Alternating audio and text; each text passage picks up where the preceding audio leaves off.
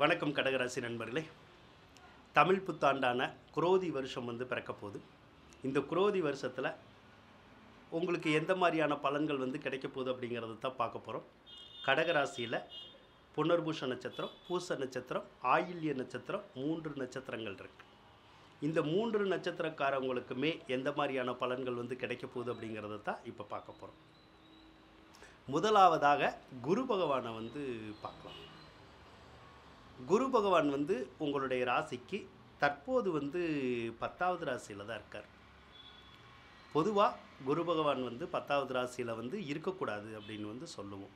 ஏன் அப்படின்னா, குரு 10ல் இருந்தாலே பட்டம் பதவிகளை காலி பண்ணி விட்டுறது. இப்போ ஒரு அரசியலில் இருக்காங்க, அரசியல்வாதிகள் இருக்காங்க, அவங்களுக்கு பட்டம் பதவிகள் போயிடுது. அதே மாதிரி வேறு சங்கங்கள், வேறு நிறுவனங்களில் பட்டம் பதவிகளோடு இருப்பாங்க ஒரு சிலர், அவங்களுக்கு அந்த பட்டம் பதவிகள் போயிடுது. அதே போல் தொழில் கடன்பட்டு செய்ய வேண்டிய ஒரு சூழ்நிலை ஒரு சிலருக்கு ஏற்கனவே வந்திருக்கும். கடன் வாங்கி தொழில் செஞ்சும் கூட முன்னேற்றம் இருக்காது.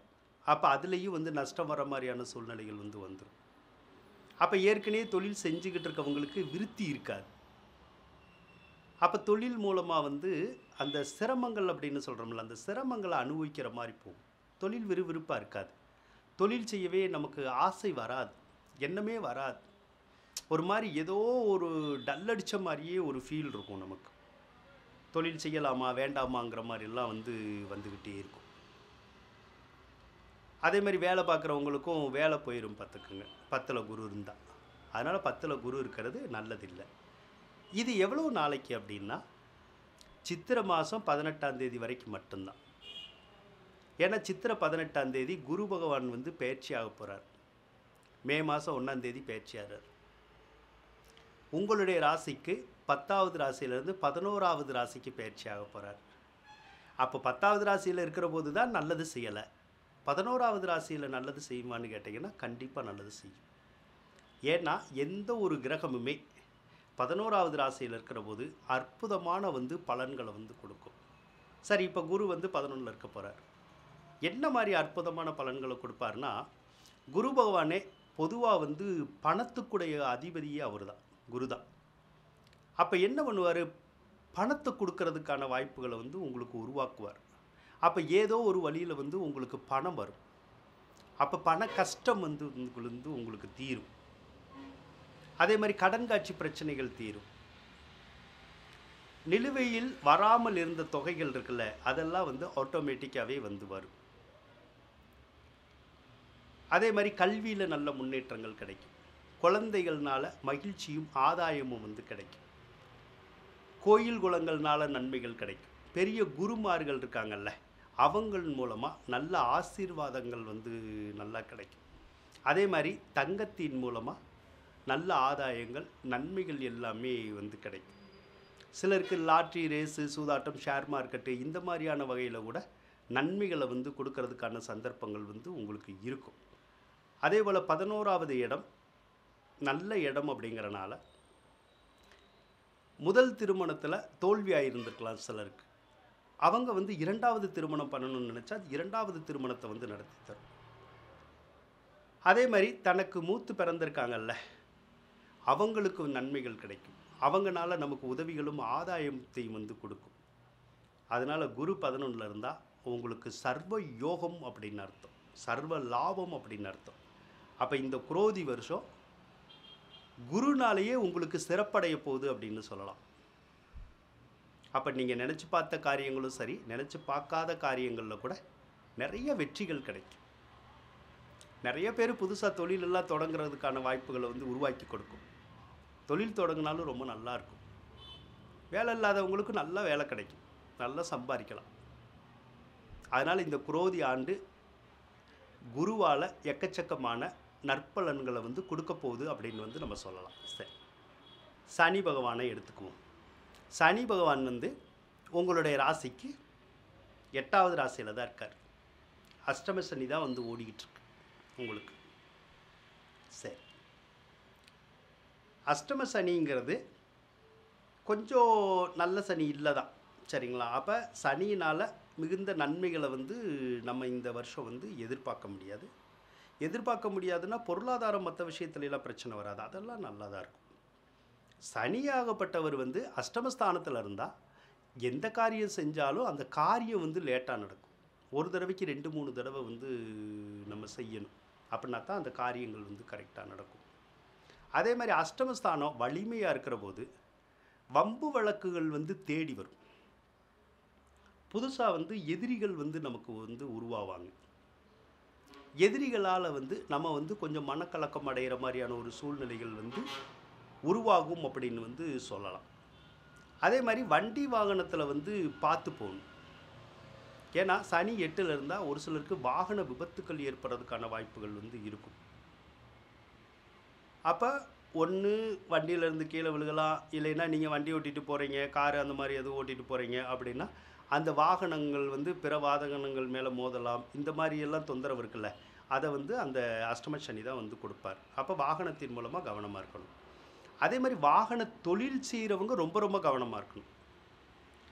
டிரைவராக இருக்கவங்க, கண்டக்டராக இருக்கவங்க, வண்டி வச்சு தொழில் செஞ்சுக்கிட்டு இருக்காங்கல்ல, அவங்க பூராமே கவனமாக தான் இருக்கணும்.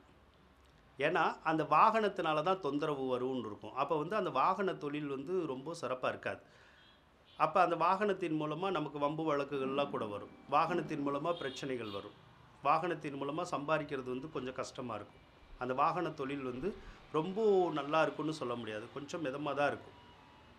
அதை தான் வந்து அந்த அஷ்டம சனி செய்யும். இது வந்து வாகன சம்மந்தப்பட்ட தொழிலில் இருக்கவங்களுக்கு மட்டும்தான், இரும்பு தொழிலில் இருக்கவங்களுக்கு மட்டும்தான். பிற தொழிலில் இருக்கிறவங்களுக்கெல்லாம் பாதிப்புகளை வந்து சனி வந்து கொடுக்க மாட்டார். அதே போல் சனியானவர் வந்து உங்களுக்கு 7ஆம் அதிபதியும் அவர் தான். 7ஆம் அதிபதி அப்படின்னா உங்களுடைய கணவனை குறிக்கக்கூடிய கிரகம் அவர் தான். உங்களுடைய மனைவியை குறிக்கக்கூடிய கிரகமும் அவர் தான்.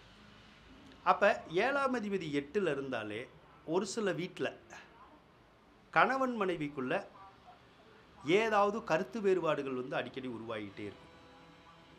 புதுசாக சண்டை சச்சரவுகள்ங்கிறது வந்துக்கிட்டே இருக்கும். இவ்வளவு நாள் எதுவுமே வராது, எந்த பிரச்சனையுமே இருக்காது.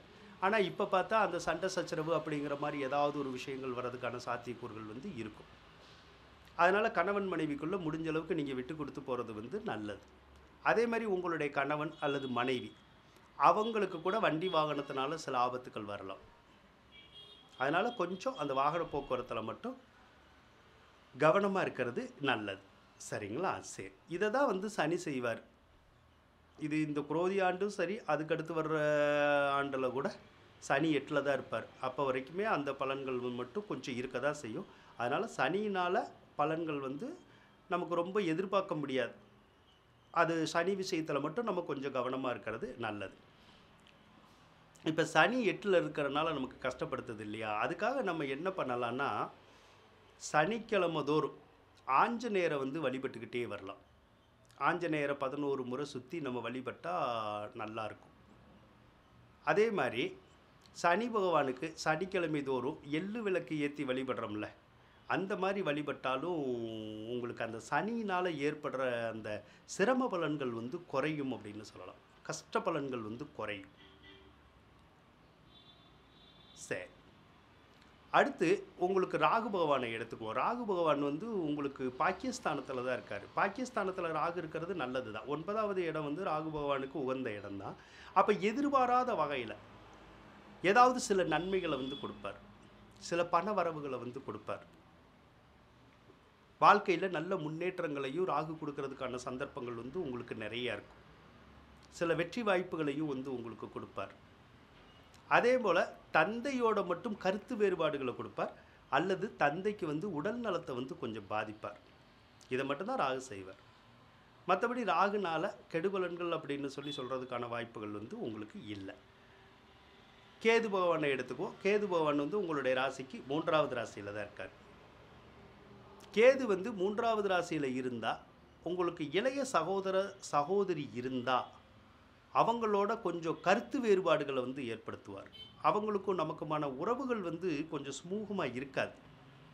அப்போ அவங்களோட நம்ம பேசி பழகிறது எல்லாமே கொஞ்சம் எச்சரிக்கையாக பேசி பழகிறது நல்லது. மற்றபடி 3வது இடம் வந்து நமக்கு சேதாரம் ஆகுதுனாலே ஒரு சிலருக்கு வந்து வீடு விட்டு வீடு மாறணும்னு தோணும், இடம் விட்டு இடம் மாறணும்னு தோணும். அப்படி வீடு விட்டு வீடு மாறணுன்னாலோ, இடம் விட்டு இடம் மாறணும்னு நமக்கு தோணுனாலும், தாராளமா மாறிக்கலாம். அப்படி மாறுனா வந்து உங்களுக்கு நன்மைகள் கிடைக்கிறதுக்கான சந்தர்ப்பங்கள் வந்து உங்களுக்கு இருக்கும். அதேபோல பிற கிரக அமைப்புகள் எல்லாமே இந்த குரோதி ஆண்டுல வந்து உங்களுக்கு நல்லா தான் இருக்கும். சித்திரைக்கு மேல.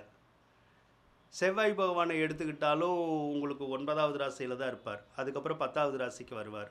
அது வந்து உங்களுக்கு நல்லா இருக்கும். சரிங்களா? சுக்கிரனை எடுத்துக்கிட்டாலும் அதே மாரி தான். புதனை எடுத்துக்கிட்டாலுமே கிட்டத்தட்ட நல்ல சூழ்நிலைகள்ல தான் இருப்பார். அப்ப கடகராசிய பொறுத்தளவு சித்திரை மாசம் 18ஆம் தேதி வந்தாலே, அதுக்கப்புறமா உங்களுடைய வாழ்க்கை சீரும் சிறப்புமா இருக்கும் அப்படின்னு வந்து நம்ம சொல்லலாங்க. அதனால கடகராசிக்கு இந்த குரோதி ஆண்டு ஒரு அற்புதமான ஆண்டாக இருக்கும் அப்படின்னு சொல்லி கூறிக்கொண்டு விடைபெறுகின்றேன். நன்றி, வணக்கம். கடகராசிக்காரவங்களுக்கு இந்த வீடியோ பிடிச்சிருந்தா லைக் பண்ணுங்கள், ஷேர் பண்ணுங்கள், மறக்காமல் சப்ஸ்கிரைப் பண்ணுங்கள். நன்றி கடகராசி நண்பர்களே.